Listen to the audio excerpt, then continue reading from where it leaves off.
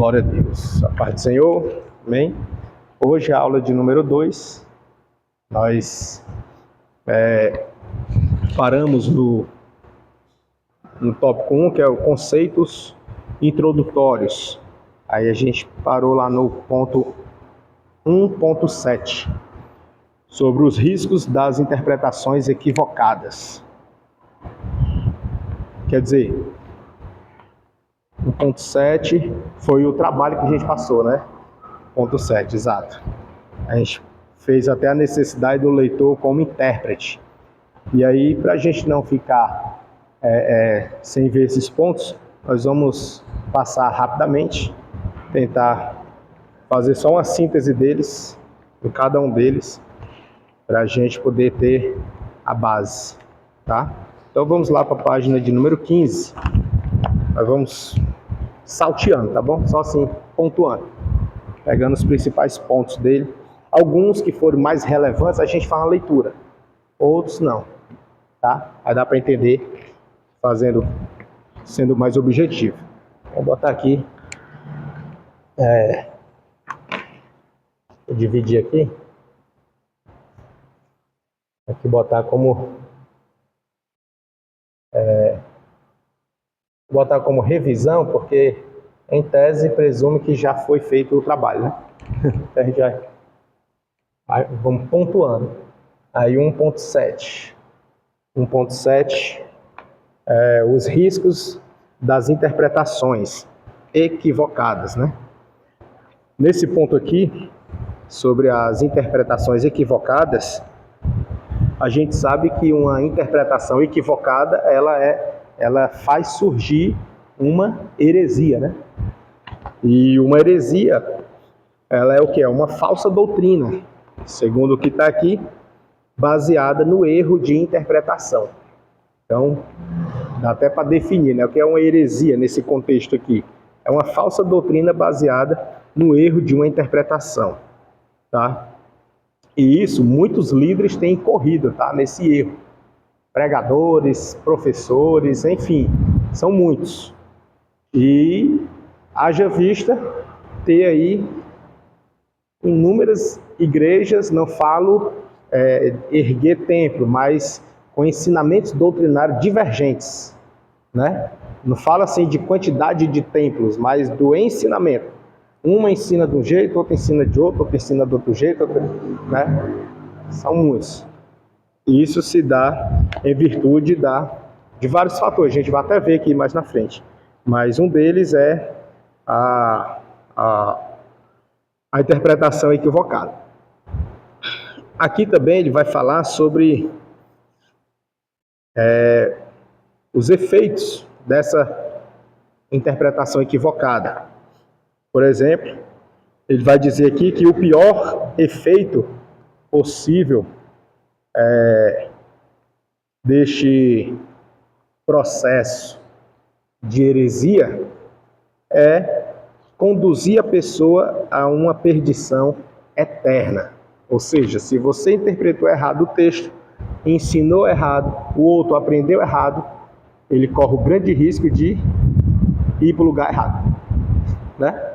Começa errado, termina errado. Então, o efeito de você adotar uma heresia ou interpretar errado e passar errado, e esse erro, a outra pessoa aprender e seguir, ela corre o grande risco de ir para o lugar errado, de não alcançar o objetivo maior. Qual é o objetivo maior? O maior se divide em duas partes, né? O primeiro grande maior é adorar a Deus, servir a Deus, né? Esse é o propósito maior. E o segundo, da nossa parte, é ganhar a vida eterna. É ser salvo, alcançar a salvação, certo? Então tem esses dois aí. E se a pessoa incorrer numa heresia, ela corre um grande risco de não alcançar a salvação.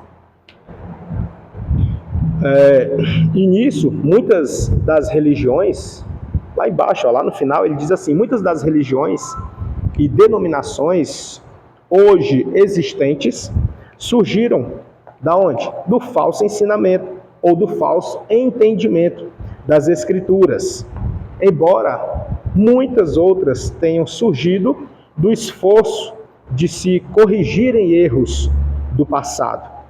Ou seja, a gente vê que tem igrejas ou tem pastores, líderes que começaram o seu ministério porque entenderam a chamada, entenderam a vocação, aceitaram a ordenança e foram fielmente ao texto. Ok. Já tem outros que abriram o seu ministério, seguiram naquele entendimento e foram conduzindo um rebanho por puramente não concordar ou tentar consertar algum erro teológico de interpretação antiga.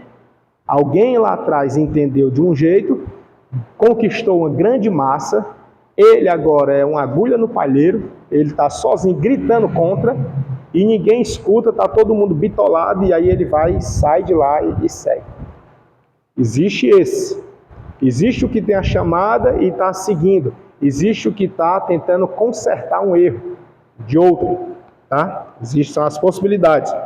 E existe também aquele que a intenção dele não é o céu. A intenção dele é só essa terra e lucrar. Arrancar a lã das ovelhas, né? Entendeu? Como a Bíblia diz, né? Só. Isso, está interessado somente no que a ovelha pode proporcionar, né? A lã e leite, a carne, né? Isso, exatamente. Então, aí já são os lobos vestidos de ovelha, né? Os mercenários.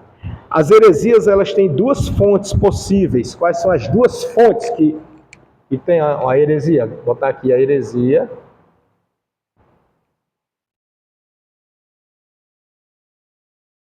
Aí vem aqui as duas fontes dela. Uma é o homem. O homem é a inspiração do homem. Exatamente.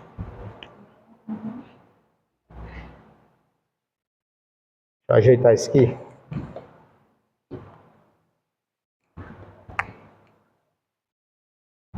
As fontes da heresia.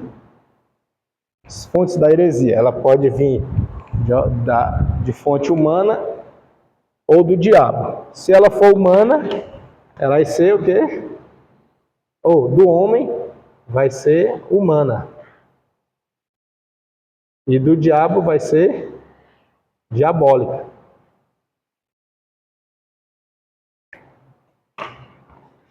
A do homem está lá em Gálatas 5, 19, 20. Pai do Senhor, seja bem-vindo, viu?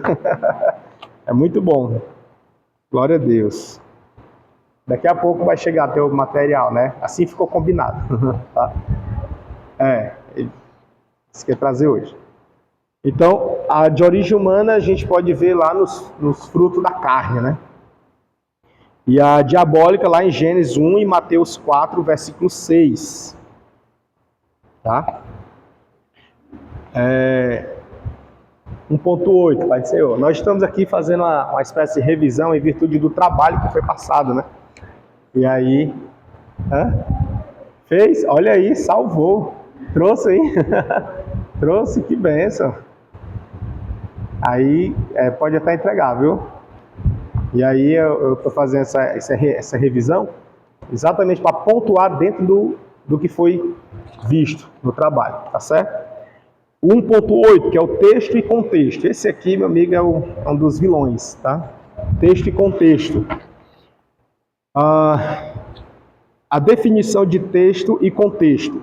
Texto, ele é o quê? Estou aqui já no 1.8. Texto, ele é o quê? Pode ser uma palavra, como ele mesmo define aqui, é um escrito com muitas palavras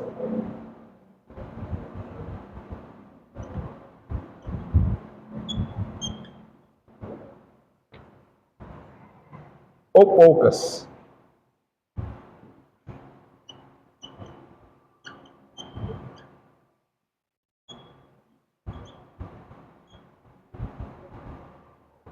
um texto.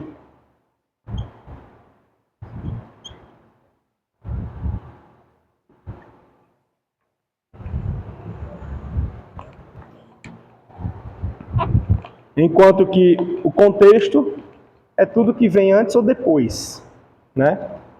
Isso aqui é interessante que eu mesmo, ainda novo convertido, quando eu ia ler a Bíblia, eu não entendia.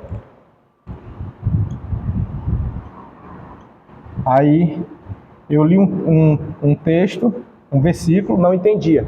Aí eu lia um antes e um depois. Aí, se ainda assim eu não entendesse, aí eu voltava mais um anterior e outro posterior.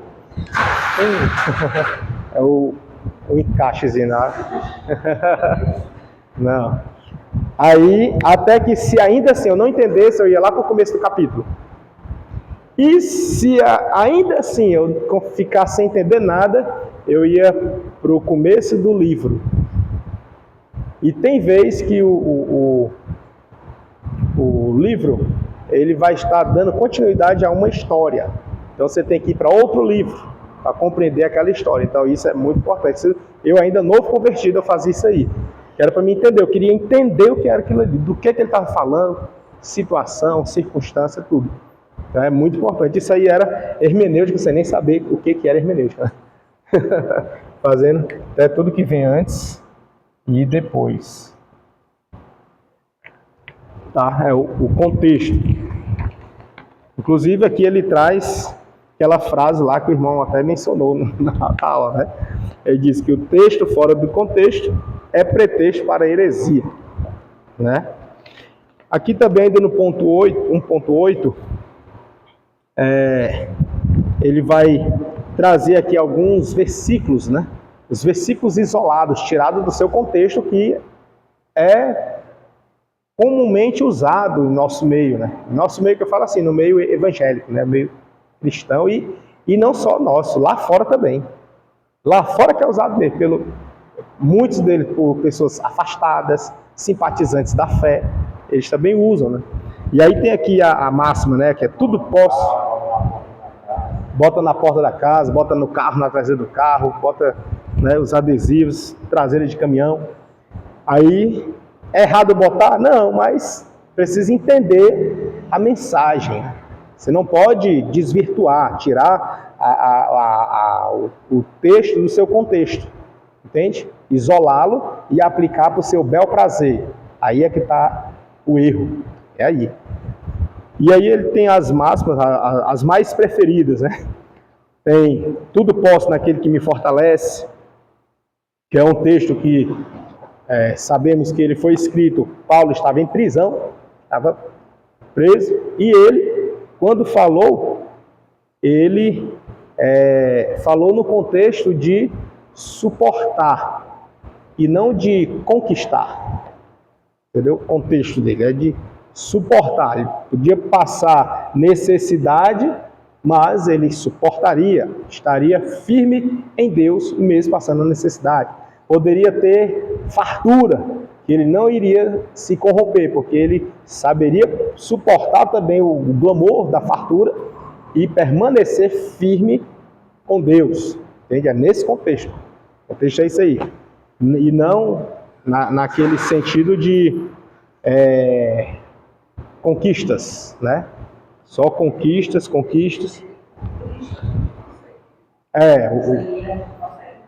É nesse sentido, só que não exatamente.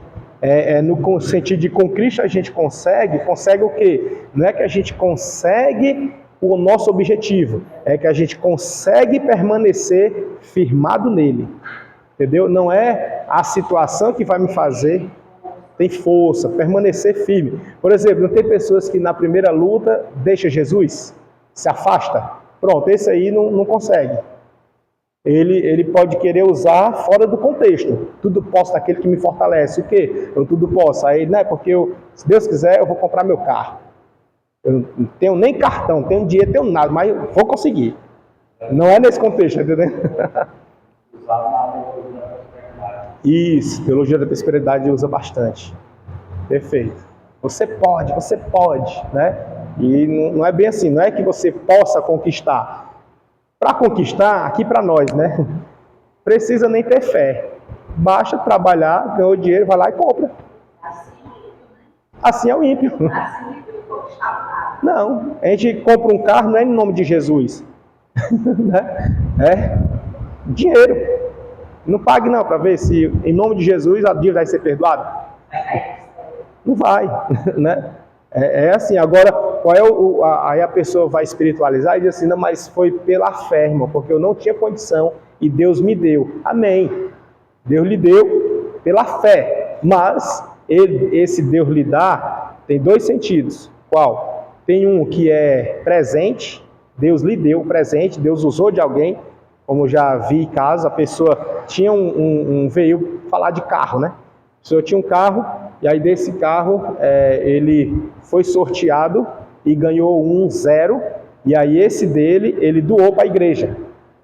Nesse doar para a igreja, né, quando ele foi doar para a igreja, aí ele lembrou do pastor que não tinha. Então ele falou assim, pastor, eu ia doar assim para a missão, mas eu senti de Deus de entregar para o senhor, seu uso.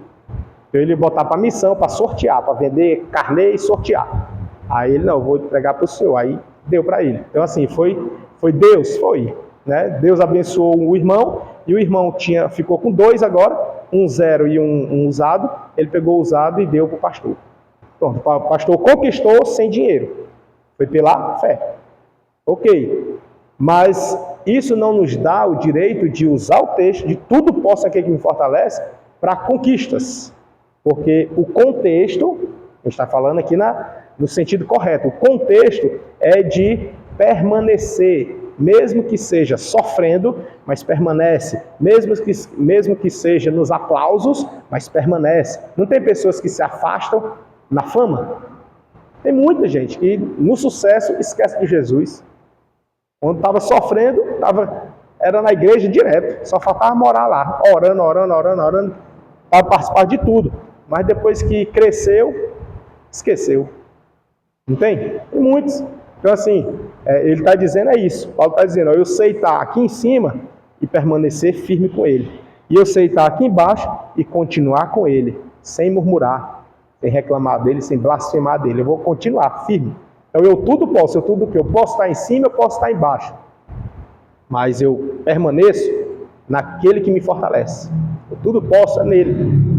Entendeu? Eu não dependo do status e nem preciso estar na prova para permanecer com ele. Então, tudo posso naquele que me fortalece, que é Cristo. E aí outro que ele traz aqui também é o pedis e não recebeis, porque pedes mal, né? E esse texto aqui é muito usado no sentido de você receber a bênção e depois reclama porque a bênção não veio do jeito que você queria. Entende? Acontece muito para casamento, acontece muito, a pessoa orava pedindo a Deus, ó Senhor, me dá um varão, Senhor, dá uma varoa, Senhor. Aí aparece, aí você casa, aí depois que casa, começa a ver os defeitos, começa a ver síndrome de Adão, né? Aí, Senhor, a mulher que tu me deu, essa mulher aí, misericórdia, então o homem, Senhor, ou então a mulher, Senhor, esse homem, misericórdia, Jesus. Aí vai dizer que você recebeu aquele porque você pediu mal. Aí como é pedir bem, ou correto, que no caso quer pedir bem, como é que quer pedir bem? Na forma errada, tá? Na forma errada é pedir com detalhes, é dizer os detalhes. Você quer, por exemplo, uma casa, você diga como é a casa, aonde é o bairro, a rua, o estilo dela, a cor, se é com piscina, sem piscina, com garagem para quantos carros, os detalhes, diga os detalhes, isso é pedir correto. Peça assim que Deus lhe dá. Não é isso. Não é isso, tá? Isso aí é heresia, né? O texto, ele vai falar, o próprio texto explica. O próprio texto, ele diz, vocês pedem mal, por quê? Porque pedem para esbanjares em vossos prazeres, ou para os vossos próprios deleites. Entendeu? Ou seja, está pedindo para você aparecer. Está pedindo para você estar passando na cara de alguém. Entende? Tá. O texto vai dizer, você pede mal porque pede para os vossos próprios deleites. Para vocês mesmos. Aí é pedir mal. Como é pedir correto? Pedir para Deus. Pedir, Senhor, é para a tua glória. Para a glória de Deus. O que eu tenho é para a glória de Deus. O que eu conquistei é para a glória de Deus. Entendeu? É pedir para Ele. Tudo que vier à nossa mão veio por permissão de Deus. E se foi, então é para a glória dele. Não é tudo para Ele e por Ele e por causa dele. São todas as coisas. Então é nesse sentido. O pedir, pedes e não recebes. Por quê? Porque pede mal. Pedes para esbanjares em vossos próprios prazeres ou deleites.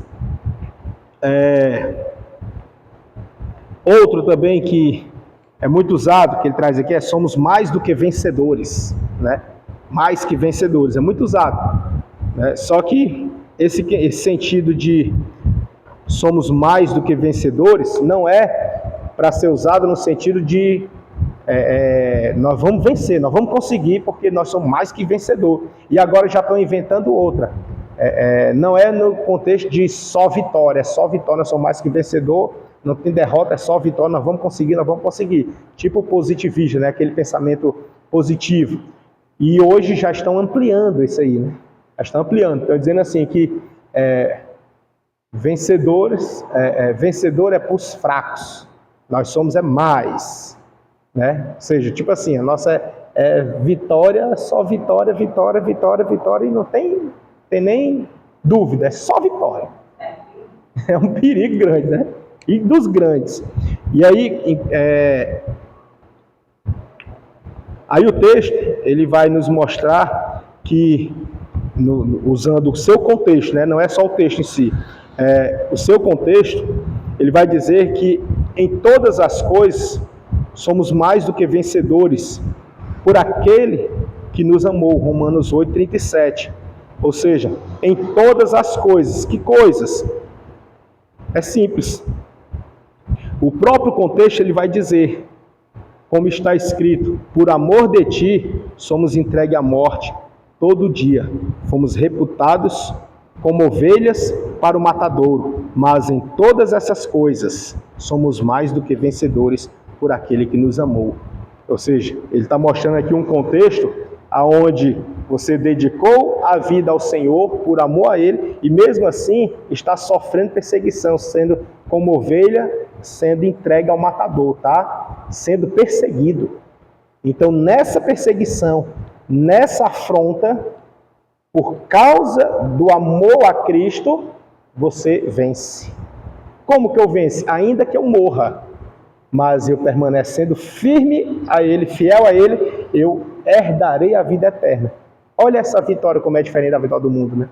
A vitória do mundo é que você não vai perder, é só vitória. Mas aqui no contexto está falando de uma perseguição cristã, onde na perseguição, ainda que você morra, mas se você permanecer firme, você vai vencer. Vencer o quê? A batalha espiritual. Entendeu? Você vai alcançar a vida eterna. Aí ele diz, nestas coisas, somos mais que vencedores. O mundo persegue, acha que nós somos retrógrados, acha que nós somos atrasados, e a gente não se diverte. Teve aquele evento que teve na Praia de Iracema, quem foi, Bianca? Aquela... né? Aí tinha uma menina lá, a gente estava lá e tinha uma menina perto da gente e ela se divertindo lá e alegre, dava glória a Deus. Aí ela disse que ela é nova convertida e ela achava que os crentes não se divertiam. Ela achava que não existia aquilo, né? Era só ir para a igreja, que crente não ia para festa, não ia para show gospel, né? Show evangélico, ela achava isso aí. Aí ela lá se divertindo e disse isso aí, né? E ela disse, e eu pensava que não existia divertimento para os cristãos. Achava que era só aquilo de sentar ali, ouvir e ir para casa. Sentar na igreja e ir para casa. Mas não. A gente pode vir para um evento desse, glorificando a Deus e se alegrar em Deus e voltar para casa feliz em Deus. Ela nova convertida, né? Ela falando ali do lado. Então assim, a gente percebe que o mundo pensa isso, que o cristão é triste, entendeu? É uma vida assim que não tem gosto, não tem graça. Quando na verdade não é um show, obviamente, mas a nossa alegria está em servir a Ele, servir a Cristo. O prazer é interior, né? A alegria é interna, que ela extravasa no nosso semblante, no quesito de estar satisfeito com Cristo. Então, eu não vou me estender muito nesses pontos, não, que isso aqui era o trabalho, né? Já é para vocês terem passado por aqui. Né? Então, eu vou só...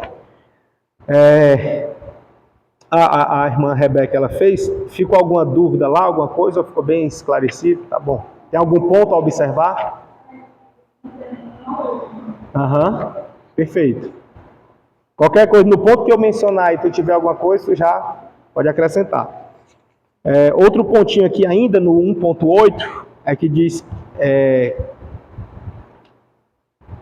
ainda nesse contexto, né, de Romanos 8, 37 a 39, aí ele diz que a nossa grande vitória é não duvidar deste amor que Deus tem por nós, provado em nosso Senhor Jesus Cristo. Ainda que venham tribulação, angústia, perseguição, fome, nudez, perigo ou mesmo a morte, nada poderá nos separar do amor de Deus, que está em Cristo Jesus, o nosso Senhor. Né? Esse é o contexto.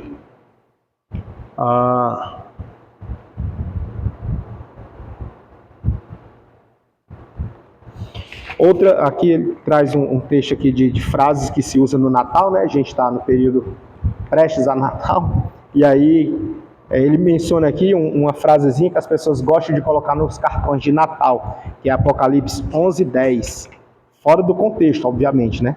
Que é sobre a justificativa da festividade dos presentes, que diz assim: realizarão festas e enviarão presentes uns aos outros, né? De Apocalipse 11:10. E aí ele traz aqui que esse contexto, a passagem, é sobre os habitantes da terra que celebram com a morte de duas testemunhas do Senhor, mortas pela besta, né? Então, assim, eles estão celebrando. Quem é que está celebrando? É a igreja ou são os ímpios, né? Os ímpios, os perseguidores, estão celebrando a morte das duas testemunhas. E aí usa isso como base para trocar presentes. Ou seja, nada a ver, né? Totalmente nada a ver. Ora, ele chegou. E aí ele vai trazer também sobre a loteria bíblica, né? A loteria bíblica. O que seria essa loteria bíblica? É aquilo que alguns fazem, né? Puxa um versículo aí para mim, ou então aqui mesmo, Senhor, fala comigo. Aleatoriamente, né? Aí vai ler. Aí ele traz até um aqui que o pastor Mariano gostava de falar muito, né? Esse aqui, né? Que era o dirigente daqui da congregação. Que, de repente, imagine que a pessoa que está fazendo isso, abre aqui, Senhor, fala comigo, abre aqui. Aí, não, esse aqui está muito pesado. Senhor, me ajuda, Jesus. Aí, pá, abre aqui. Eita, Jesus, esse aqui tá... Aí vai escolhendo, aleatoriamente, o que acha que Deus está falando com ela. Mas só é o que convém, né? Só o que convém. E aí, antigamente tinha, né? O contexto e o depois. Pronto, era. Abria aleatoriamente, mas ia examinar. E aí ele vai dizer assim: imagine o que acontece se acontecer com alguém que abre a Bíblia assim, aleatoriamente, e abrindo em qualquer lugar, ela achar o texto que diz assim: então Judas retirou-se e foi enforcar-se, né? Lá em Mateus 27:5. Aí de repente ela fala, meu Deus, ela fica assim espantada. Aí de repente ela fecha a Bíblia e abre de novo. Aí ela abre lá em Lucas 10:37, que diz assim: vai tu e procede de igual modo. Já pensou? Aí ela, misericórdia. Aí ela, assustada, fecha a Bíblia e abre de novo em outra passagem. Agora em João 13:27, que diz: o que pretendes fazer, faze depressa. Já pensou? o desespero entra. Então, não é assim que se lê a Bíblia, né? Não é escolhendo o texto que vai me beneficiar, me alegrar, não. Quer dizer, tranquilo. Certo. Tranquilo. Horóscopo, exatamente. A Bíblia não é um horóscopo.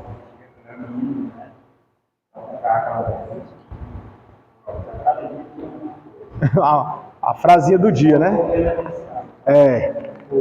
Exatamente. Só as coisas boas, né?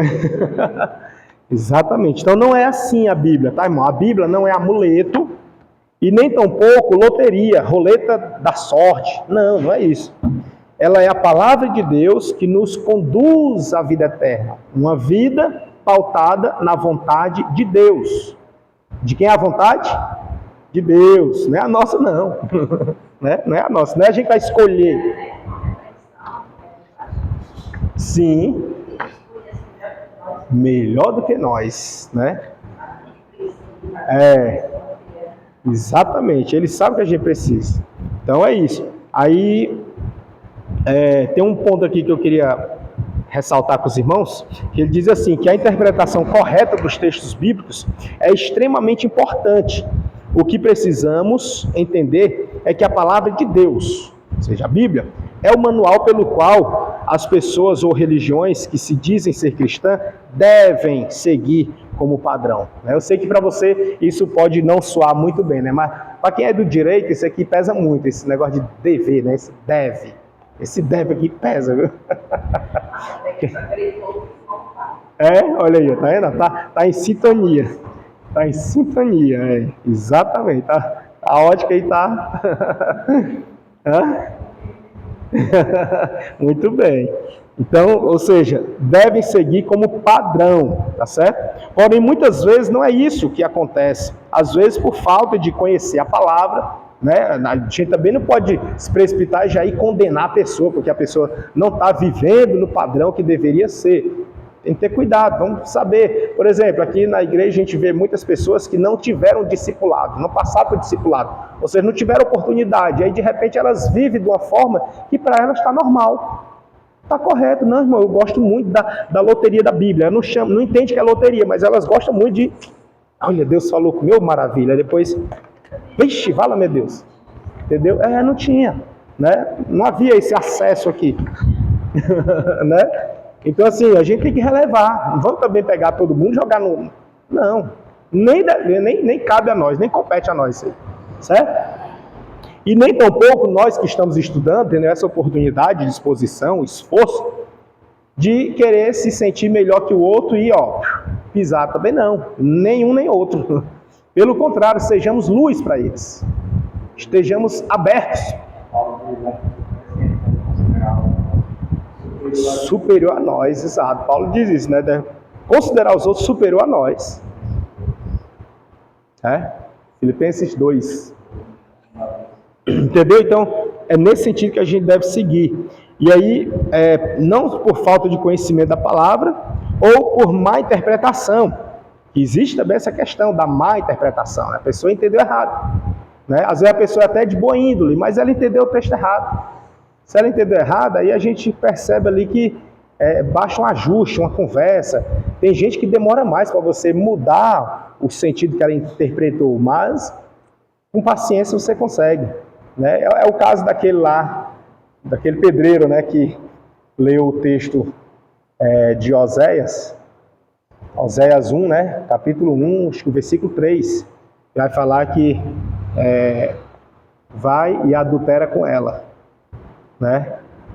Já viram essa história? O pedreiro. Aí o repórter que viu, não, mas não é. A adultera aqui tem um agudo. É a mulher adúltera. Não é adultera, é adúltera. Aí ele viu, por isso que é bom essa conversa. Alguns vão entender, ele tentou despistar, tentou levar na conversa, mas de repente vai que fosse honestidade, né? Não se sabe. Vai que fosse honestidade, ele, rapaz, é mesmo, eu ainda não tinha prestado atenção nisso aí. Entendeu? Então assim, a gente temos que ter esse bom senso, certo? Existe a questão da má interpretação.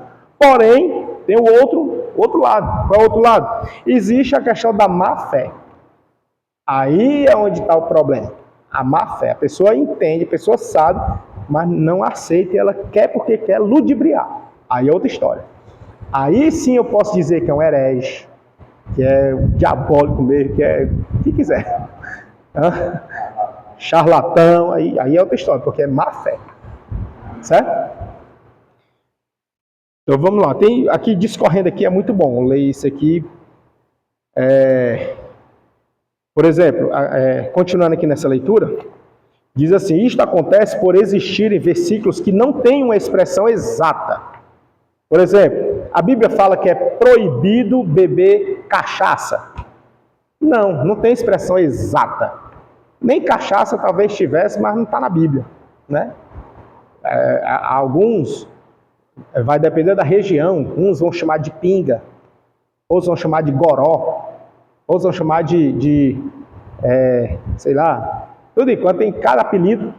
Então assim, se fosse reunir todos esses adjetivos aí que criam na Bíblia, meu amigo, aí tinha que ser uma Bíblia para cada coisa. Não dá, não faz sentido. Então basta o básico. Qual é o básico? Não vos embriagais em vinho em que há contenda. Pronto. Já é o suficiente. Precisa estar explicando? Não vos embriagueis em vinho em que há contenda. Que vinho? Não, o vinho branco. Não, é o vinho suave. Não é o vinho suave. É o vinho tinto. Não é o vinho tinto, não. É o vinho... Já pensou? Se fosse assim?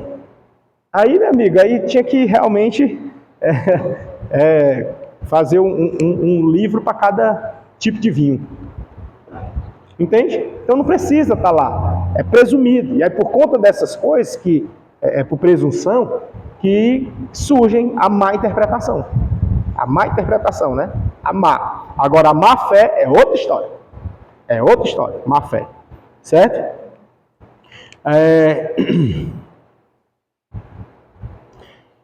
Mas como saber sobre esta interpretação? Como interpretar corretamente? Isto é muito simples, como diz aqui. Basta ler cuidadosamente o texto ao redor do versículo, com atenção, para ver o que realmente diz o texto. Então é isso, é o cuidado, certo? Temos aqui alguns exemplos que ele traz aqui, mas a gente vai tentar evitar aqui os exemplos para a gente não ir. Pronto, hoje em dia que tá bom mesmo, né? Sim.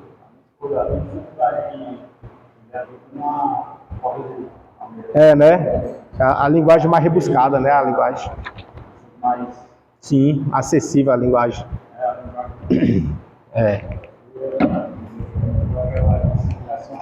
Aham.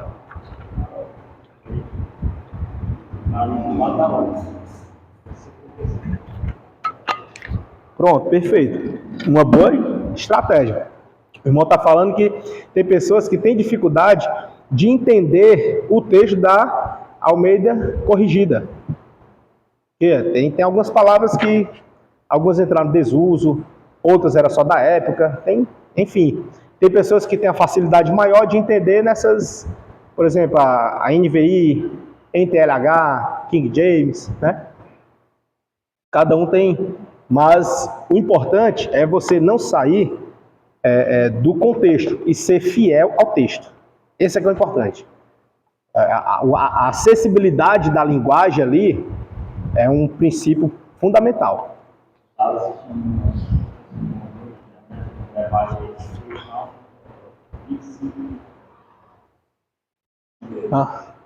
E um cristão, né?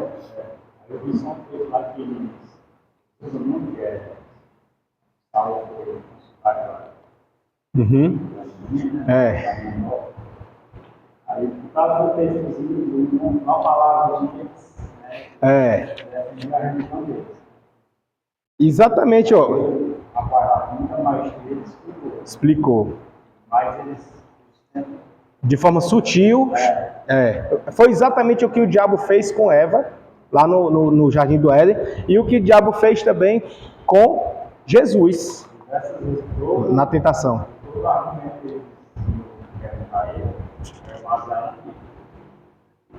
Sim. Distorcida. Toda religião, eles têm como base a Bíblia. Todas as religiões, todas, eles têm como base a Bíblia. Certo? Só que de forma distorcida. A interpretação é distorcida. Veja o perigo que há, o risco grande, gigantesco da interpretação bíblica mal aplicada.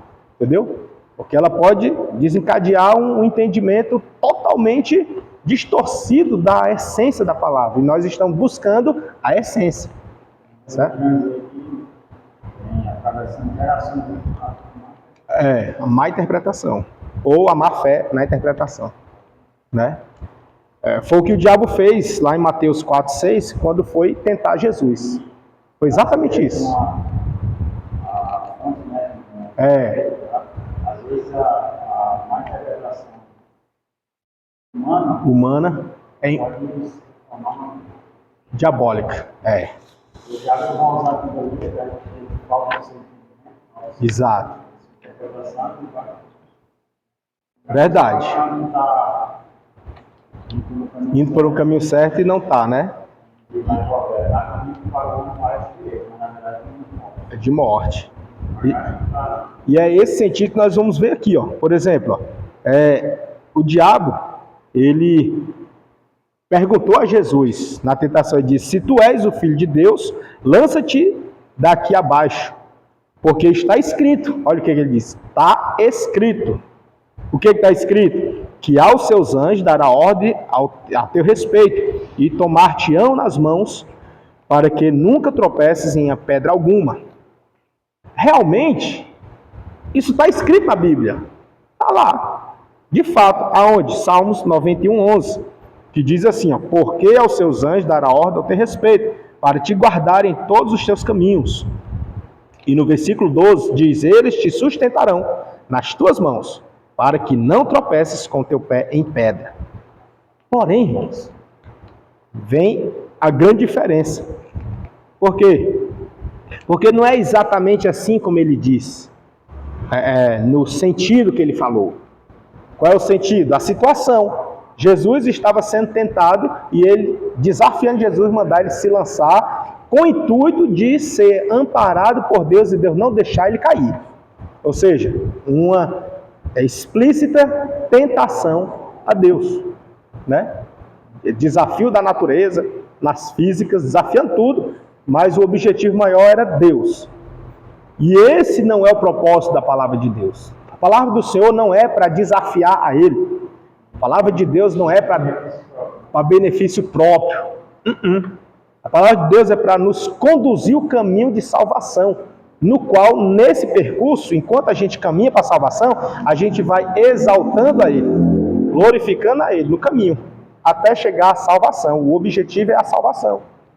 Né? Eu costumo dizer, tem um provérbiozinho que eu gosto de falar, que é: nós temos um alvo e um destino, onde o nosso alvo é Cristo e o destino é o céu. Então eu preciso lembrar disso, que a palavra ela é para esse propósito. Não é para mim, não é para desafio, não é para debates. Não é. Não é para... Paulo mesmo, ele exorta essa questão de ficar discutindo por coisas que são infindáveis, né? Não tem fim. Tem discussões, irmão, que são milenares. Nunca se resolveu e o pessoal continua discutindo. Não faz sentido. A Bíblia não é para isso. É para edificação. Tem. Me veja alguém que assistiu um debate e se converteu a Jesus. Não tem não. Se tiver, eu ainda não conheço, né? Mas o meu conhecimento pode ser limitado também, né? Que na verdade. Mas assim, você não vê alguém, por exemplo, eu aceitei a Jesus que eu estava assistindo um debate. Um pastor com pai de santo. Então, um calvinista com arminianista. Entendeu? Assisti, nasci de novo. Não tem não. Pelo contrário, você fica assim, ou confuso ou revoltado. Você não fica edificado assim. Ai, agora eu cresci na graça. Não, fica não. Pode prestar atenção. Enfim, vamos avançar aqui. As horas não esperam a gente. Aí, Jesus vai e responde, dizendo o que? Lá em Mateus 4:7, ele vai dizer, diz Jesus, também está escrito, não tentarás o Senhor teu Deus, que está escrito aonde? No Antigo Testamento, Deuteronômio 6:16, que diz, não tentareis o Senhor vosso Deus, como o tentaste em Massá. Aqui, meus irmãos, a gente pode perceber que o diabo ele vem usando a palavra. E nós precisamos nos defender usando a palavra. Só que, como que eu vou saber que o diabo propôs é mentira? Se o que ele falou está escrito. E aí? Como é que eu vou saber? Aí, meu irmão, realmente precisa de uma dedicação no estudo da palavra. Dedicação. É necessário.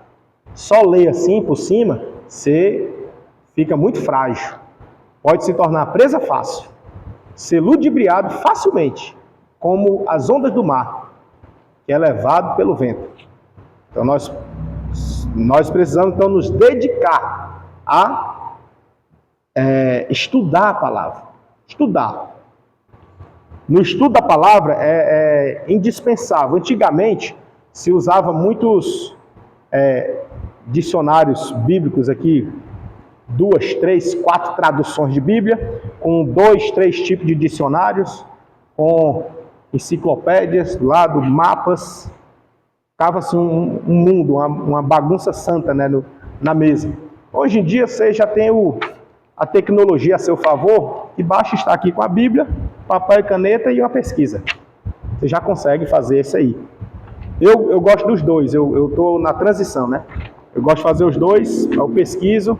Da pesquisa eu confesso que eu não vou logo de cara, na primeira que eu pego eu não vou, eu sou muito desconfiado com isso, eu gosto de, aquela pesquisa eu vou buscar aonde foi que ela achou aquela informação, vou atrás da fonte, eu gosto muito de saber qual é a fonte, gosto muito disso aí. E trazendo para o físico, é muito importante termos dicionários bíblicos e dicionário também de português. Por exemplo, um dicionário muito bom, está até aí no carro, eu trouxe para mostrar para vocês e deixei lá dentro do carro. É o dicionário Howes, né? Deixa eu ver se eu sei escrever o nome dele aqui. Howes. O meu tá bem velhinho, bichinho. Acho que tem 2 S no final. Bota aí, pesquisa isso, é assim mesmo. Howes. Ele é muito bom, eu já comparei ele com o Aurélio, é de português. Mas a tradução do que tange a assuntos bíblicos, ele é fiel.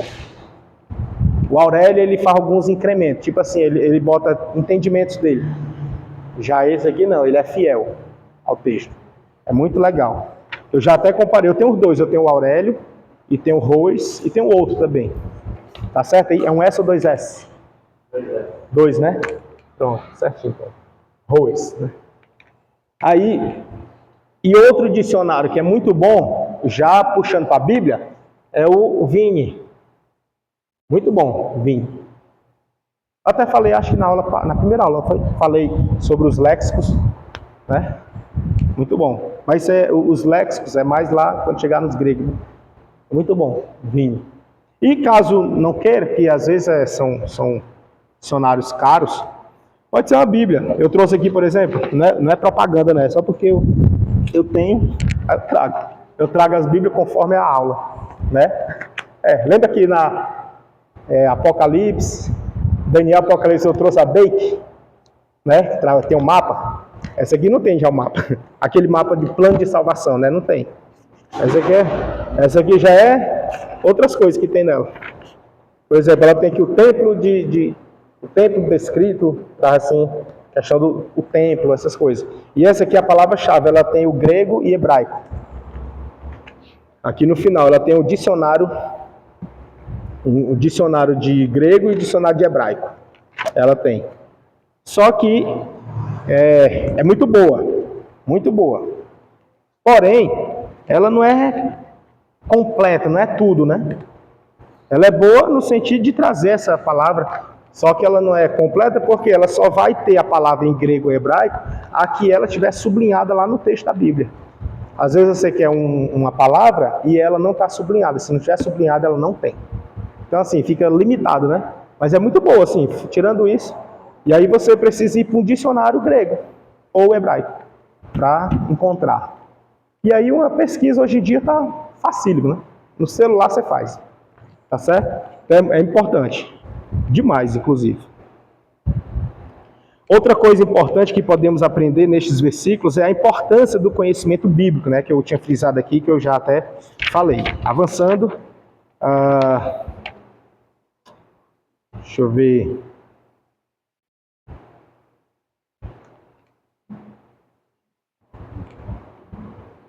Outro ponto aqui que esse aqui já não é, que é muito falado. Esse aqui é que foi feita uma heresia muito grande nele, de má fé, inclusive, e o catolicismo adotou. É a respeito das imagens. Aqui na página 26.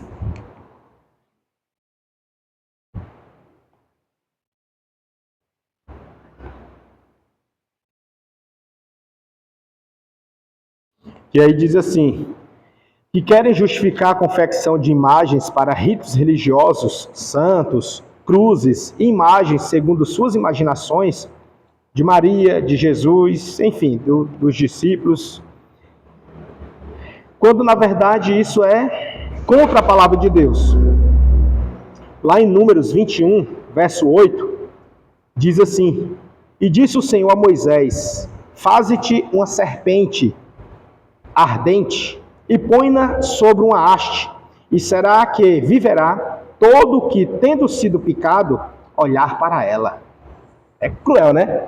Porque Deus mandou fazer a serpente e colocar numa haste destacada. E todo o povo lá no deserto que olhasse para ela ia ser, curado. Aí, meu amigo, isso aí serve de um pano para manga para montar uma heresia gigante e, detalhe, viu? Milenar, né? Milenar. Só que aí eu pergunto, estaria Deus dando abertura para fazer imagens e adorar, conversar, se ajoelhar diante delas? Não. Ah, mas está escrito, irmão, você não está lendo? Não, estou lendo. Mas isso aqui é fora de contexto, ler dessa forma, interpretar dessa forma. Por quê? Exatamente. Porque estaria Deus se contradizendo? A gente tem sempre que partir do pressuposto que a palavra de Deus, ela não se contradiz. E detalhe, ela interpreta ela mesma. Ela não precisa de acréscimos. Ela própria. Se você não entender um texto, é porque está precisando se esforçar um pouco mais nas suas pesquisas, harmonização, comparação de versículos, de textos, de referências. Porque ela própria vai interpretar. Aqui, nós podemos ver que a função da serpente não é a mesma que as imagens de hoje. Né? Hoje em dia as pessoas fazem as imagens e imploram ela como espécie de mediadora. Aqui não. Nesse caso aqui, Deus permitiu que criasse e através dela eles fossem curados como uma espécie de antídoto. Né? Uma espécie de antídoto. Mas a gente precisa lembrar que na peregrinação do deserto, o pessoal estava numa escola na qual eles estavam aprendendo as bases, a ideia, o sentido da adoração, da fidelidade, da perseverança, da busca e do objetivo. O destino, eles tinham um alcance, chegar na terra prometida. E tudo aquilo ali foi uma escola onde Deus estava ensinando a eles a respeito de quem?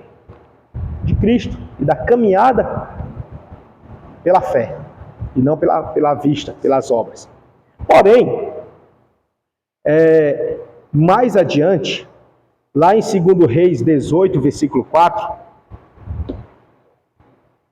o rei, ele atingiu a estátua que Moisés havia feito.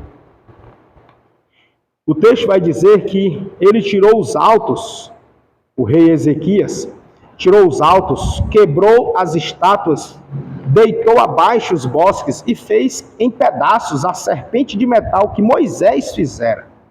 Foi corajoso, não foi o rei Ezequias? Foi corajoso, porque mexer no que Moisés fez foi corajoso. Mas a pessoa, quando está na direção de Deus, ela fica ousada. E aí, porquanto até aquele dia os filhos de Israel lhe queimavam incenso e lhe chamaram Neustã. Perceba que os filhos de Israel já estavam fazendo além do que Deus havia permitido. Era só para olhar. Ele já estava queimando incenso, já estava dando nome para ela. Ou seja, já estava adorando ela. Não foi para isso.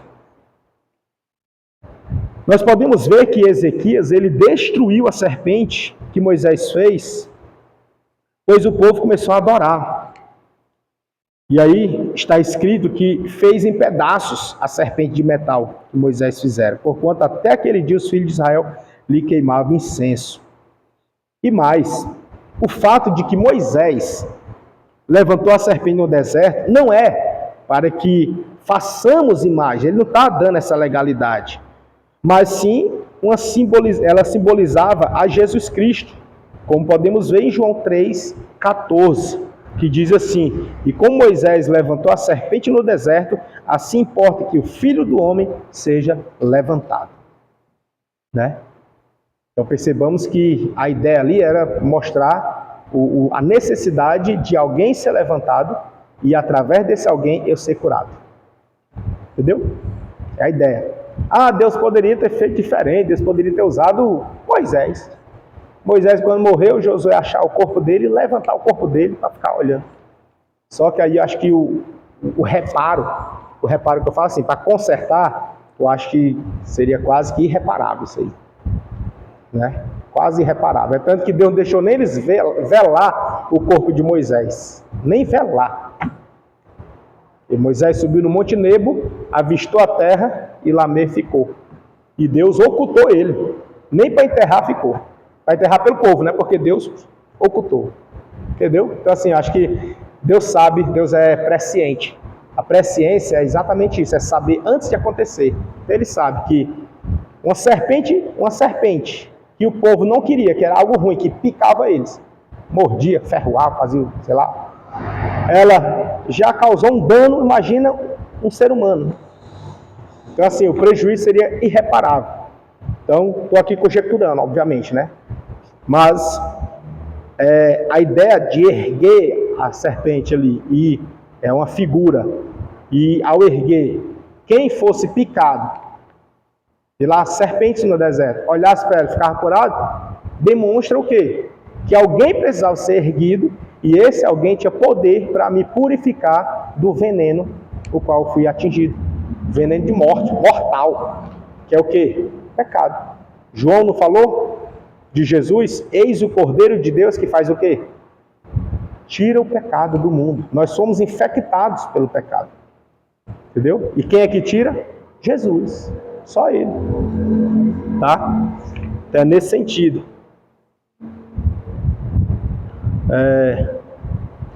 Aí eu botei aqui uma glossa, uma observação, assim, que vale destacar que apesar de Moisés ter levantado a serpente, contudo não foi para ser adorada, pois o próprio Moisés ensinou ao povo os 10 mandamentos, onde está lá explícito que não farás imagem de escultura, né?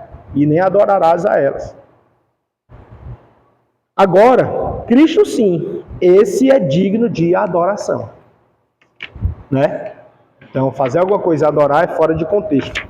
Aí eu coloquei também, aqui na página 27, marquei aqui, destaquei uma observação. Estude a Bíblia Procure perceber e agir como os atos de Jesus e seus discípulos. Preste atenção no que dizem, mesmo que com versículos da Bíblia. Repare bem se significam aquilo mesmo, para que você não seja enganado. Então, observe, né? Fique atento. Aqui ele traz um gráfico, na página 28, traz um gráfico sobre a hermenêutica perfeita, tá? O perfeito, irmão, é o ideal, tá? É o ideal, é o perfeito. Deixa eu apagar aqui.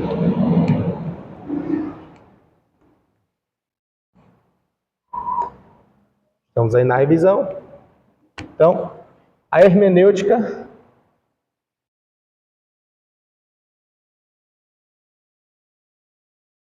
perfeita. Como é essa hermenêutica perfeita? Aí ele vai trazer aqui uma progressividade, uma evolução, né? Eu faço para cá, os irmãos ficam para a esquerda, né? Sendo que a gente vai para cá, né? Geralmente, mas dá para entender, né? Eu fazendo assim, progressão, para lá, é para cá. Né? Nós aqui no Brasil, a gente faz assim, da esquerda para a direita, né? Então, avançar seria assim, ir para frente, né? Eu faço para cá, mas os irmãos entendem que é para cá. Aí aqui, hermenêutica perfeita. Quando nós vamos para o texto sagrado, é muito importante fazermos algumas perguntinhas, tá? Muito importante. Quais perguntas eu devo fazer ao texto? Ao texto, tá? Perguntas feitas ao texto. Vou dar aqui hermenêutica perfeita. Aí vem aqui, perguntas que devem ser feitas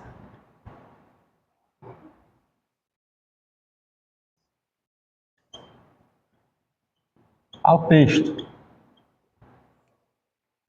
Qual é a perguntinha que eu devo fazer para o texto?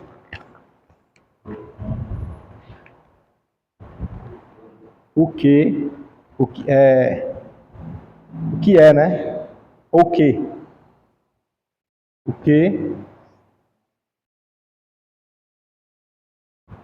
Quem,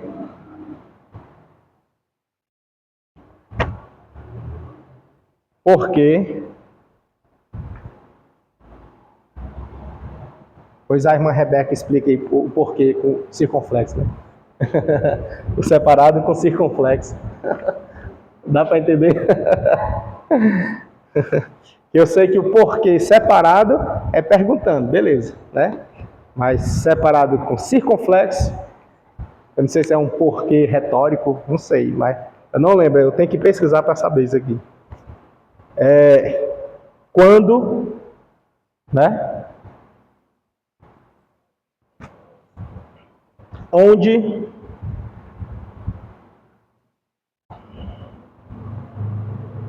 e como. Certo? Agora vamos para cá. A perguntinha é o que? E aí, o que vai ser o texto. Na sua gramática. Quem vai ser o seu contexto. Certo? E aí o contexto, ele vai subdividir. Ele tem o contexto imediato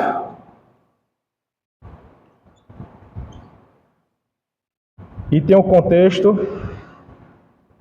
mediato.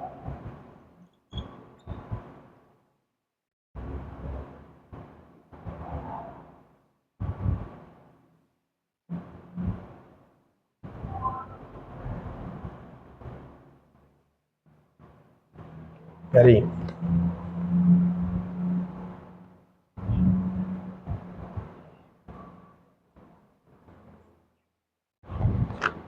Maior. O contexto imediato e o contexto maior. Esse maior aqui, ele pode ser imediato.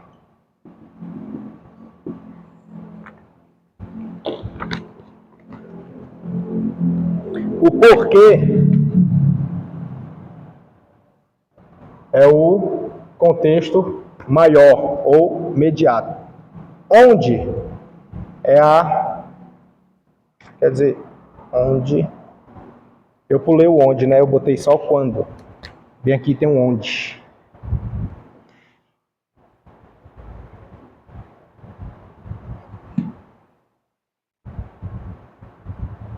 Onde e quando. Tava certo? Porque quando, o onde é depois do quando, né? Aí tá aqui, não, tá certo. É porque eu tinha visto onde antes. Então é quando e depois onde, né? Ah, tá certo então. Obrigado, viu? O quando é o quê? O quando é a história. Então deixa eu ver aqui. História bíblica.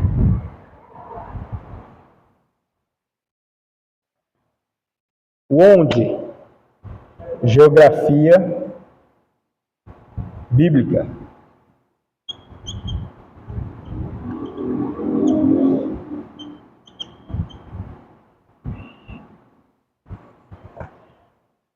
E o como é a cultura bíblica.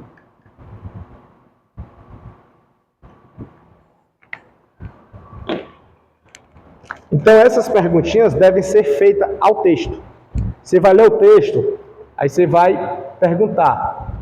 Por exemplo, o que? Esse o que é perguntando ao texto o que é que o texto está dizendo. O que? É o texto. Você vai para o texto. A gramática, aí vai para o dicionário português. Ele pode ter uma palavra lá que você não entende. Você vai procurar o significado dessa palavra. Bota do lado. Escreve na Bíblia, bota aqui, ou bota no papel do lado. Uma glossa. E aí, depois que você traduziu as palavras do texto, é por isso que alguns usam várias Bíblias, para não mudar a palavra. Ao invés de mudar a palavra, ele muda a tradução. Vai atrás de uma tradução mais acessível, mais simples. Enfim, primeiro o texto em si. Depois que traduziu a palavra, entendeu o texto, o que é o texto, aí você vem para outra pergunta, que é quem? Quem? Ele vai trazer no contexto imediato.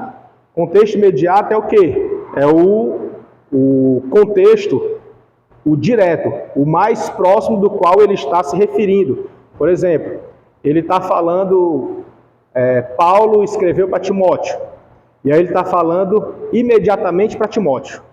Só que ele está falando a respeito de outra situação. Então tem um contexto imediato, é ali o cenário, Paulo, as cartas da prisão. Então, ele está falando imediatamente ali na prisão, em um contexto de cela, de prisão, de limites, porém está escrevendo para outra pessoa que está lá fora, a respeito de uma situação que está acontecendo lá fora. Então tem um contexto imediato. Imediato é o quê? É o cenário dele ali. De quem escreveu, né? O cenário dele, imediato. Elias não tem escrito de Elias, mas tem a respeito de Elias. E aí quando você lê um texto, vai ver Elias se escondeu na caverna. Então você vai ver o contexto imediato. O imediato é o quê? Uma caverna que ele está, né? Escondido. Contexto imediato. Entende?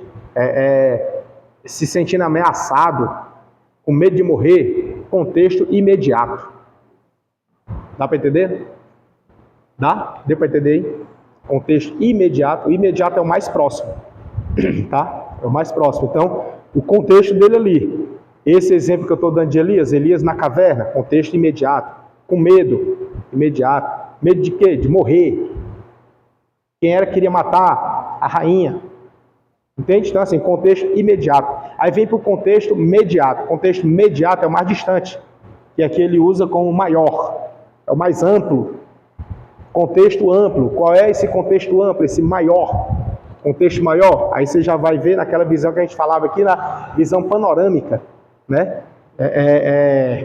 O povo de Israel estava em desobediência. por conta da sua desobediência, nesse exemplo que eu estou dando aqui de Elias, né? Por conta da sua desobediência, os profetas haviam sido mortos. Elias estava entendendo que só tinha ele, mais ninguém. Por ter só ele fez um desafio, agora estava se escondendo. É um contexto assim mais amplo, entende? Maior. É isso. Essas situações devem ser pontuadas. É importantíssimo que elas sejam pontuadas. Então você vai fazendo essas perguntinhas ao texto. E a resposta tem que vir do texto. Entende? É o texto. Vai dizer, aí vem quando. Quando foi? Aí você vai ver quando foi a história. As Bíblias de estudo já ajudam nisso. Que ela já diz a data, a época, né? Já ajuda. Inclusive o rodapé. Detalhe, tá, irmãos? O rodapé da Bíblia ele traz informações importantíssimas. Mas não confundam. Rodapé não é Bíblia.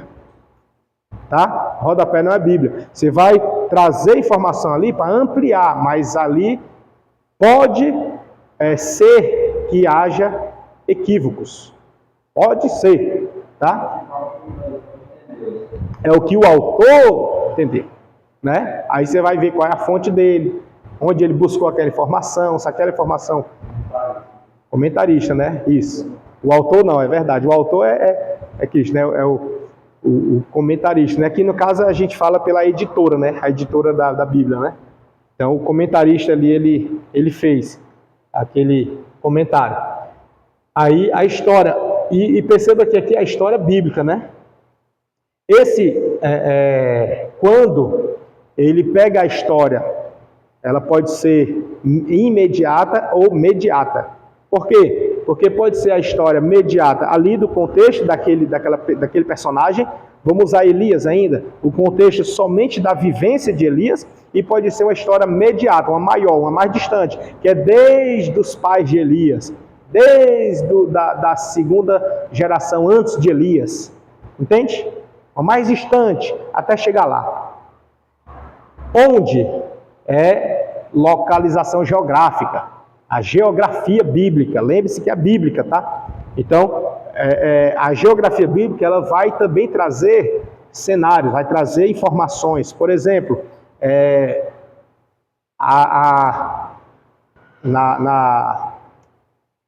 naquela decisão lá de Abraão e Ló, que Abraão deixou ele escolher, vai para um lado, eu vou para o outro, se for para a direita, eu vou para a esquerda, e vice-versa.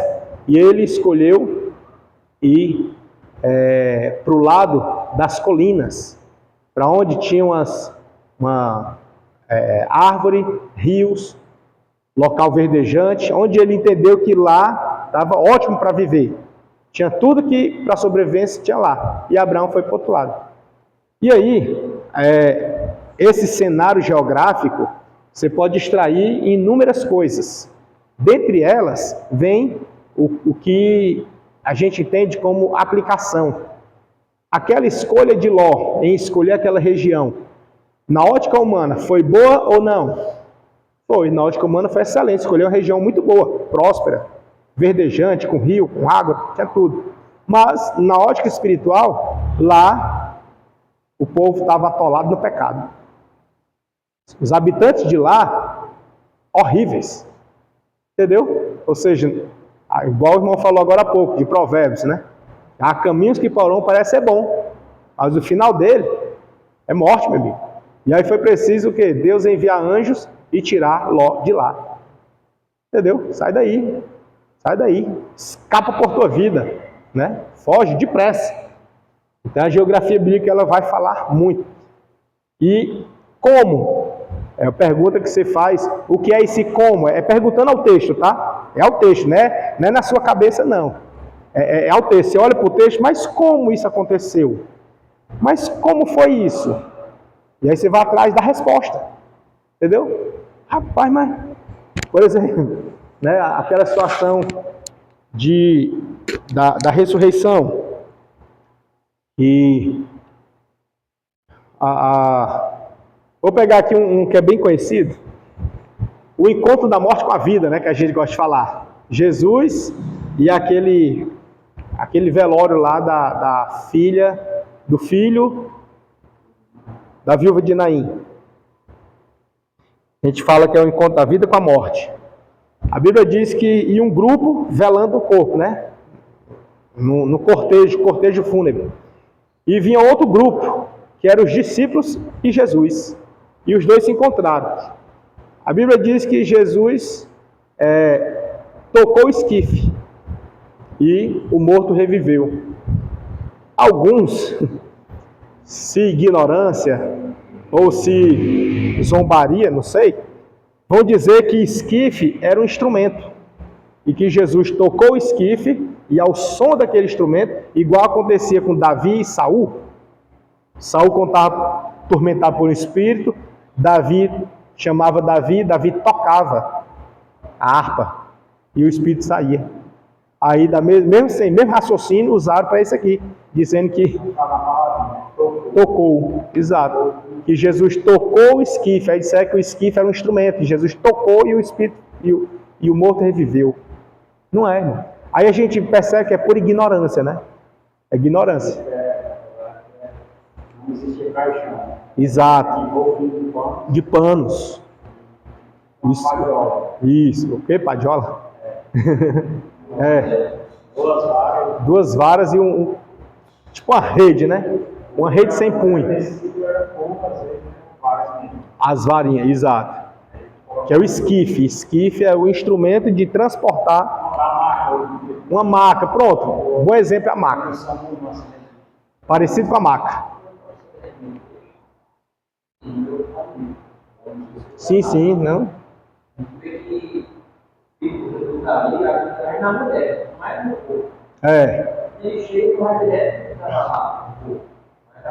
A mulher, né? Que manda parar, né? Até porque para o judeu era impuro. A pessoa se tornava impuro se ela tocasse no defunto. Tinha os critérios, não podia chegar aí. Enfim, perceba que as perguntas é feitas ao texto. Aí você vai perguntar, mas como foi isso? Aí você vai imaginar e pense, mas a resposta está no texto. Aí você vai pesquisar. Entende? É assim que se faz a hermenêutica bíblica, e no caso, nesse exemplo que eu estou dando, já é a exegese bíblica, né? Está puxando a exegese. Então você vai buscar o quê? O como, as respostas, vai buscar na cultura da época, como era que se acontecia aquilo. E aí percebe que para você conhecer a cultura, você vai precisar de um livro que vai trazer a cultura, você vai precisar de pesquisas, talvez de mapas, entende? É aí que você vai buscar. Mas essa busca precisa ser cuidadosa, para que você não incorra na substituição. Achar que determinado comentário tem mais peso do que o simples texto raso que está na Bíblia. Entendeu? Sempre deve prevalecer a Bíblia. Sempre. Pode eu falar alguma coisa e for contrário à Bíblia. Fique com a Bíblia. Pode o pastor renomado, mais usado do mundo, falar alguma coisa e ser contrário à Bíblia. Fique com a Bíblia. Entendeu? Então, sempre prevalece ali. Cuidado com os comentários e cuidado com as fontes. Aí aqui no 1.9, os limites da hermenêutica, né? Os limites. A hermenêutica nos oferece um conjunto de princípios e regras. É muito parecido com o direito isso aqui. No direito ele tem uma cadeira que fala sobre regras e princípios. Quando os dois se colidem, se encontram. Né? Quando os dois estão... E aí, o que fazer? Como decidir? Quando os dois se encontram. Aí, esses princípios e regras para a interpretação bíblica. Porém, precisamos estar conscientes de que o texto bíblico está envolvido não apenas em questões técnicas, mas, sobretudo, em questões espirituais. Não esqueçamos disso, tá certo? Não esqueça que o texto está envolvido assim. Que não podem ser decifradas por regras humanas. Por que a gente vê aí pessoas muito intelectuais, às vezes médicos, juiz, promotores, pessoas que estudam muito, lê muito, conhecem muito, mas não entendem a Bíblia? Como pode? Né? Como é que pode? A pessoa não entende. O que é não entender que eu estou falando? É entender a mensagem. Igual aquele, o eunuco da rainha de Candace, que estava lendo, ali era rico ele, né? Muito rico. Inclusive, alguns historiadores vão dizer que ele era muito rico mesmo, porque para ele ter um exemplar que ele estava lendo, naquela época o pessoal não tinha uma cópia, para ter livros, para ter o rolo, para ter um exemplar escrito, não era qualquer um não, entendeu? Então assim, e ele tinha ele estava lendo, ele vinha de Jerusalém e estava lendo, então ele tinha um exemplar. Então assim, ele diz que só ali já mostra que ele era de altíssimo nível. E ele estava lendo, mas não estava entendendo. Deu para perceber? E aí Filipe chega para ele e faz a grande pergunta: entendes o que tu lê? Né? E aqui para nós, tem crente de 30 anos de crente, 50 anos de crente. Eu conheço um que é mais de 50 anos de crente que ainda não entende o que lê. Não entende o que lê. Ou não entende ou não aceita, né? Porque essa pessoa, eu não vou dizer, obviamente, essa pessoa diz que não aceita que exista o texto de Cantares de Salomão na Bíblia. Não era para ter isso aqui na Bíblia. Isso aqui é uma aberração. Cantares de Salomão, né? Não tem lá uma explicitude lá de Atos, né? Um detalhe. Aí a pessoa diz que isso não era para estar na Bíblia, isso aqui. Isso é uma vergonha. Mas só para ver o nível, né? E é mais de 50 anos de crente, viu? Mais de 50.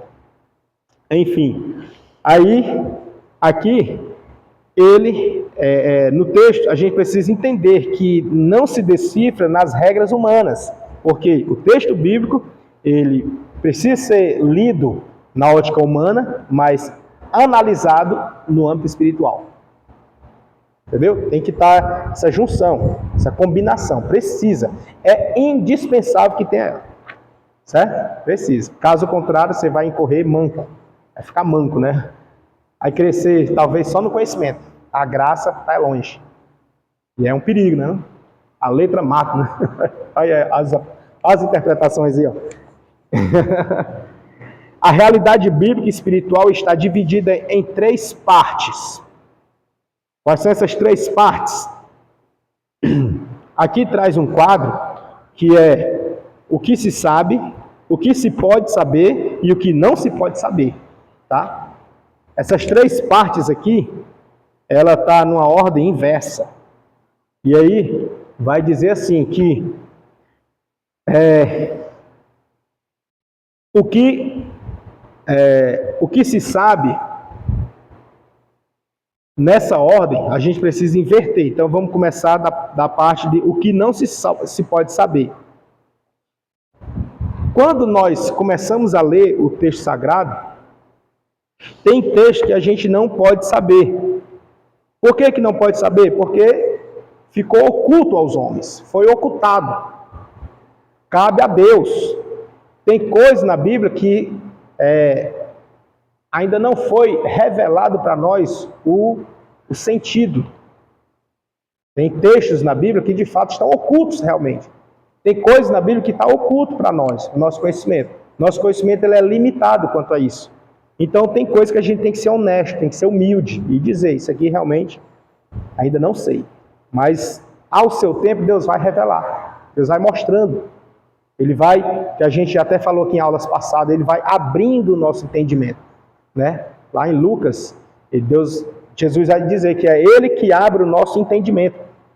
Então, a gente vai entender uma coisa, a gente vai ler, não entendi, depois lê e entende, foi Deus que abriu. Vai abrindo. Então, quando você for orar, você peça assim, Senhor, abre meu entendimento, para que eu possa entender isso aqui. E aí, por exemplo, umas coisas que estão na Bíblia que a gente não consegue entender bem, sobre o infinito domínio da onisciência divina. Então, a onisciência de Deus, tem como a gente mensurar a onisciência dele? Não tem. Tem como a gente crer que ele é onisciente, sabe todas as coisas. Agora, como ele sabe? Entendeu? Por exemplo, divagando aqui rapidamente. Digamos que Deus sabe de todas as coisas, ele sabe, ele conhece tudo. A onisciência dele, ele sabe tudo. Mas como que ele sabe? Porque ele está presente no local, ou é porque ele tem anjos ministradores que vão e voltam, trazendo informação? Entendeu? O que se entende, presume-se, é que ele sabe porque ele está lá. Né? Não é que ele tem os informantes dele, é que ele está lá. A Bíblia diz que as coisas estão nuas e patentes diante dele. Nuas e patentes, ou seja, não tem nada escuro para ele, não tem nada obscuro, não tem nada escondido. Tudo está diante dele, ele está vendo tudo. Entendeu? Então, na sua onisciência, ele já conhece. E na sua presciência, ele sabe antes de acontecer. Então, nós temos aí dois atributos de Deus que fogem do nosso entendimento. Uma coisa que, uma vez, um ateu teórico me perguntou, que era, como é que Deus, ele disse que Deus era uma ideia. E aí ele disse que não faz sentido um ser ter a capacidade de ouvir a humanidade falando e sondar o seu coração, entender e atender ao mesmo tempo. Entendeu? Aí eu disse para ele, de fato, é algo assim que foge do nosso raciocínio, porque a Bíblia diz que o nosso raciocínio é limitado. Deus não deu a capacidade para nós entendermos Deus. Não tem como a gente entender Deus, não tem. O que a gente temos que ter é fé, para crer que Ele é Deus. Bom, como Ele faz, isso aí não cabe a mim. A forma, o jeito, a técnica, não sei. Não tem como saber a técnica que Deus usa para ouvir todo mundo de uma vez. Está tendo culto aqui, domingo à noite, por exemplo. Está tendo culto aqui, está tendo culto ali, está tendo culto todo que é canto. E Deus é o mesmo Deus que está usando todo mundo, e está ouvindo todo mundo, está atendendo todo mundo, e está sondando o coração de todo mundo, no mesmo instante, na mesma hora, e está respondendo também. Aí eu digo, olha como Deus é poderoso, né? Entendeu? Deus é muito poderoso, porque de fato ele dá conta do recado, ele consegue fazer isso. Agora, como ele faz, não sei. Não tem como eu saber. Veja que tem limites. O que não se pode saber. Tem coisa que a gente não sabe. Está limitado para nós. Pode ser que Deus queira revelar lá na frente, abrir nosso entendimento e dar uma gotinha. Lembra da gotinha? Lembra? Né? Deuteronômio 32:2. É no gotejar da doutrina. Ele vai dando, gotejando. Tem hora que a gente lê um texto, aí amém. Aí a gente volta nele e, meu Deus, eu não tinha visto isso ainda. Aí passa um tempo, a gente volta nele de novo. Rapaz, como eu não vi isso? É o que? É o gotejar. Está gotejando, ó, abrindo o entendimento e dando a compreensão. Não compete a gente saber. Aí está aqui. A graça te baixa, Paulo. Tá bom, né? Fique satisfeito com isso aí. Tá bom. Né? Para Daniel, por exemplo. Daniel, Deus revelou muita coisa para Daniel. E Daniel era sábio. Já era sábio. Reconhecido na época. Né? Pelos reis, por todo mundo. Mas teve coisa na palavra que ele não conseguiu entender. E ele pediu a Deus, e Deus sela isso aí, Daniel. Encerra isso aí, Daniel. Isso aí é para muitos dias, não é para agora não. Entendeu como é? Então tem coisa que não é para nós, ou não é para o nosso tempo, não é para a nossa época, é para outras gerações futuras. Quando chegar lá, Deus vai usar as pessoas lá na época e vai abrir o entendimento para aquilo ali. Simples assim. Hoje nós temos o entendimento da Bíblia que os apóstolos não tiveram. A gente vê o comportamento dos apóstolos, que misericórdia, fica assim, rapaz, eles eram tão inocentes assim mesmo que... Por exemplo, tem parábolas que só em ler a gente já entende. Mas ele chegar para Jesus e dizer, Jesus, explica aí para a gente o que era aquilo ali. E a gente, rapaz, vocês não entenderam não. Aí a gente vai ler de novo e Jesus vai repetir, vai explicar. Né? Então assim, perceba que a nós foi dado isso. Para eles lá na época não. Vai vir gerações futuras que Deus vai dar coisas para eles que para nós ainda não. E assim ele vai indo, vai conduzindo na visão panorâmica no contexto imediato, ele vai conduzindo a humanidade no seu plano. É Deus. É Deus. Se nós conseguíssemos compreender Deus, ele deixar de ser Deus, passar a ser um semelhante a nós. Entendeu? Ele é Deus, basta a gente crer, somente. Esteja satisfeito. Então tem coisas que não se pode saber. Lá em Deuteronômio 29, ele vai falar sobre coisas ocultas. Se é oculta, é porque não dá para saber. Porém, em Jeremias 33:3, ele vai deixar um adendo. Ele vai dizer: clama a mim, clama, que eu responderei.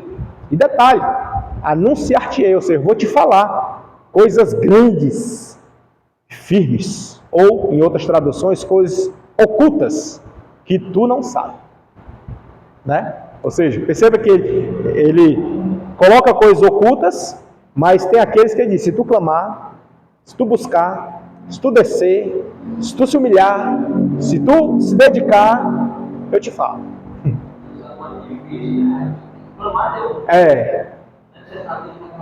Não é assim não.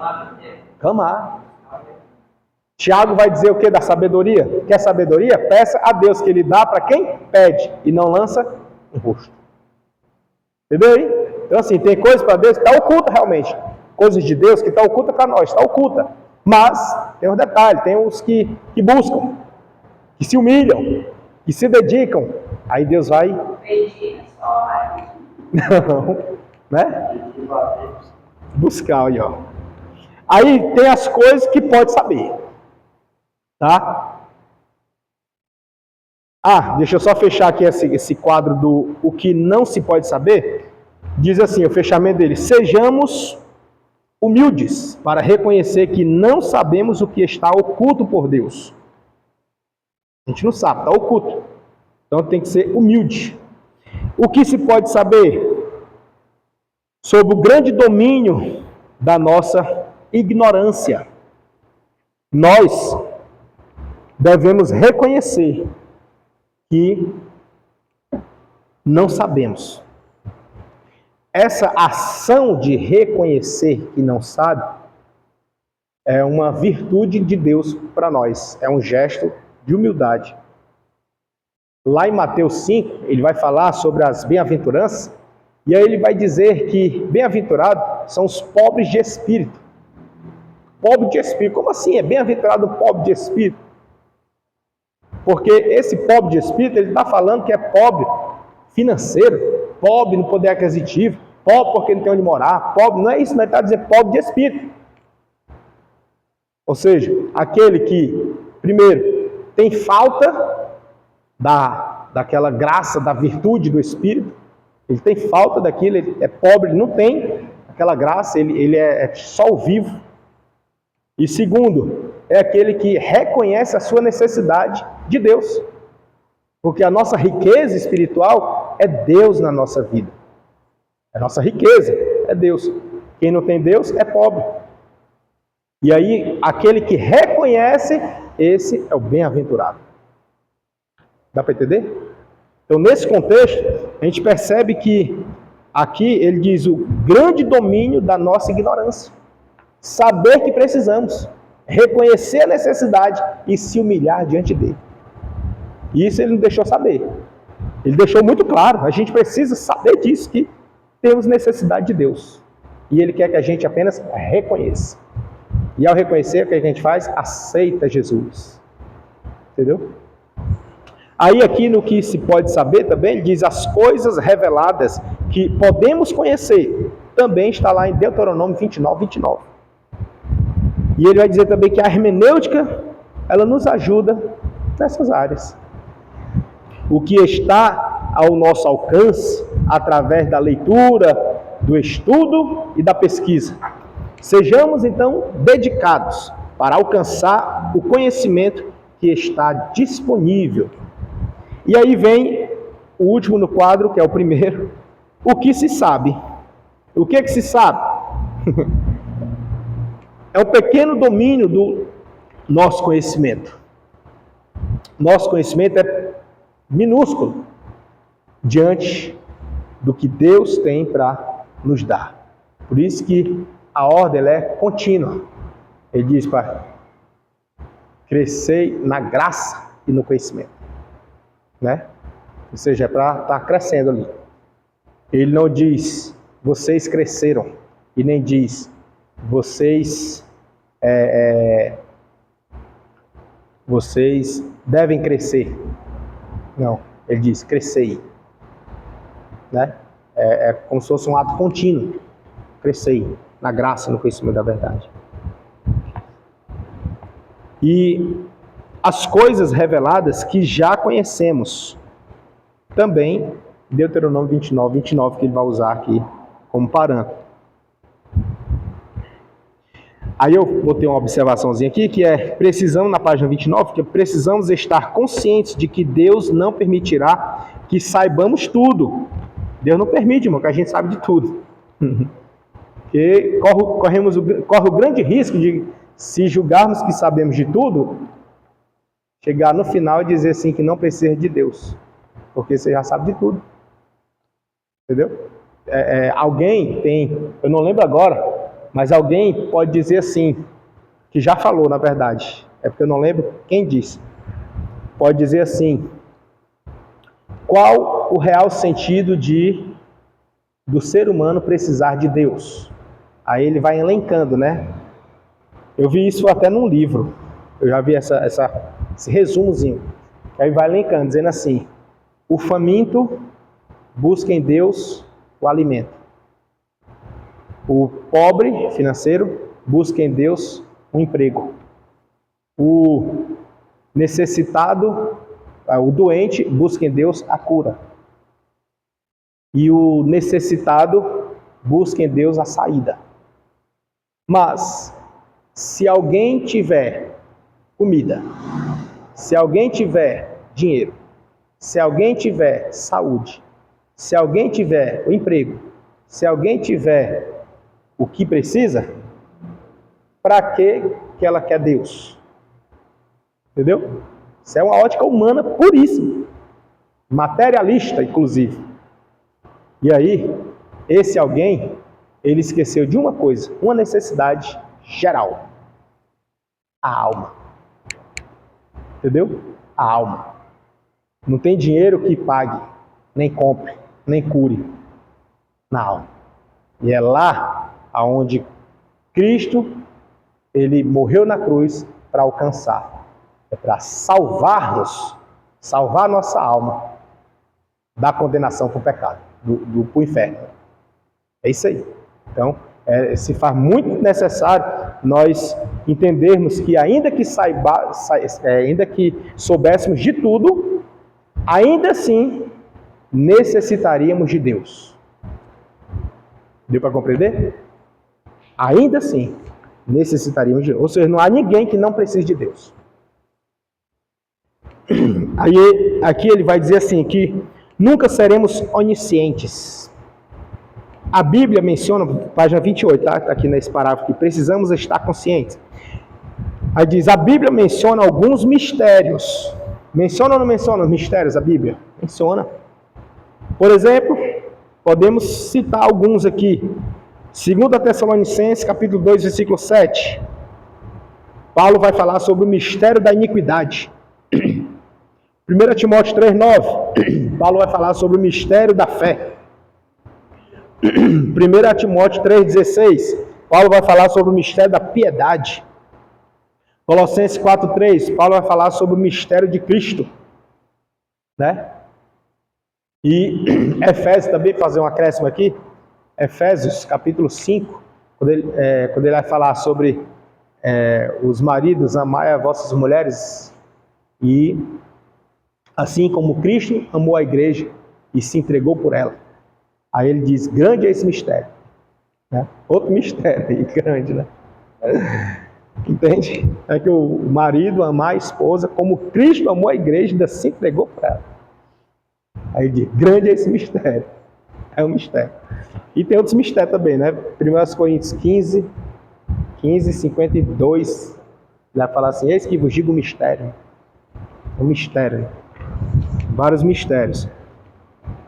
Aí, como nós estamos no tópico dos limites da hermenêutica, na página 30 ele vai falar sobre a hermenêutica, tem seus limites, mas isto serve apenas para nos alertar e não para nos desestimular em relação ao estudo, tá?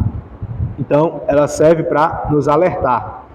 Precisamos apenas estar conscientes de que nem tudo pode ser desvendado pela hermenêutica. Então, a hermenêutica não é o que vai salvar o mundo, tá? A hermenêutica, ela nos alerta para a gente não ser levado por qualquer vento de doutrina, certo? Aí no parágrafo seguinte, ele vai dizer: a Bíblia apresenta vários níveis de complexidade. Para o ímpio, por exemplo, ela pode parecer um livro sem sentido. Os ímpios procederão impiamente e nenhum deles entenderá, mas os sábios entenderão. Daniel 12:10 diz assim: mas se ainda o nosso evangelho está encoberto, é naqueles que se perdem que está encoberto, nos quais o Deus deste século cegou o entendimento dos incrédulos, para que lhes não resplandeça a luz do evangelho da glória de Cristo, o qual é a imagem de Deus. Está lá em 2 Coríntios, capítulo 4, versículo 3 ao 4. Não é Daniel 12:10 não, tá? Daniel 12:10 é os ímpios procederão impiamente. Nós temos uma responsabilidade tremenda. Por que que temos? Porque o texto vai dizer assim: porque a vós é dado conhecer os mistérios do reino dos céus, mas a eles, aos ímpios, não lhes é dado. Então a nós foi dado. Quando nos convertemos, a Bíblia passa a fazer sentido. Sim ou não? Antes não fazia sentido, agora faz. Isso é hermenêutica. Página 32, né, lá, 1.10, a revelação progressiva. A revelação progressiva, ela vai exigir de nós o quê? Dedicação, tá? Dedicação. A revelação progressiva. Então, a hermenêutica, ela exige de nós um esforço gigantesco e o cuidado para examinar as escrituras, partindo dos pressupostos, né? Seguindo as regras, você consegue alcançar esse objetivo, tá certo? Tem alguns pontos ainda que é muito importante passar.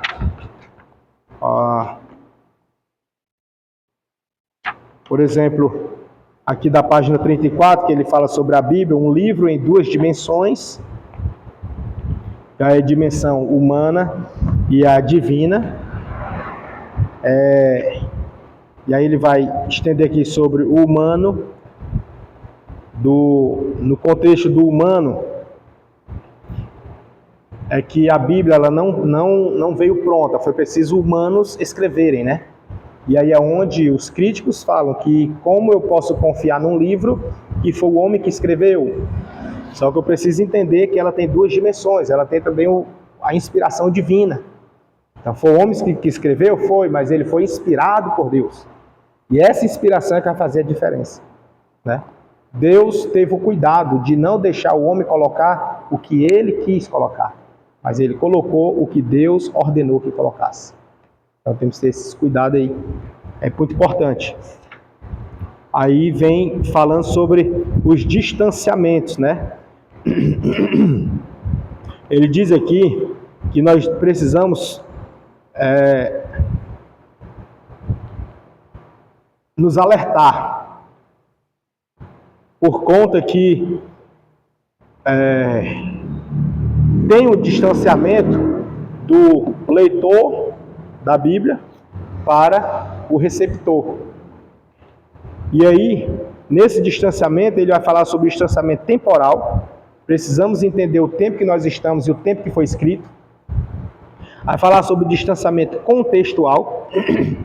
O contexto que nós vivemos hoje é diferente da época. Por exemplo, hoje em dia a gente usa dracma como como espécie de valor? Não, né? Alguém usa dracma? Não. Ou seja, mas na época usava. Então eu tenho que entender isso aí. Ciclos de prata, a gente usa? Alguém usa na pulseira, no cordão, no relógio, né? De prata, aliança, mas não se usa mais. E na época usava, então eu preciso entender esse, o contexto da época, né? O dote. Alguém usa dote? Vai casar, recebe o dote, o pai tem alguma coisa de dote? Não, mas na época usava, então temos que entender esse contexto, certo? É imprescindível. Tem também o distanciamento cultural. Deve-se levar em conta essa questão cultural, muito importante, inclusive.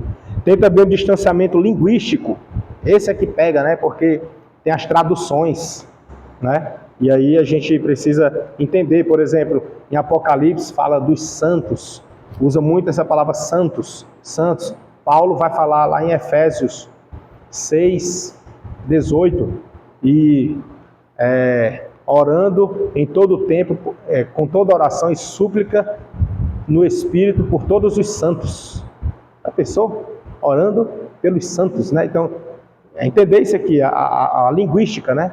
O contexto linguístico. Que santos são esses? É o santo que a Igreja Católica tem, que os apóstolos viraram santo, e outras pessoas, seguidores, viraram santo.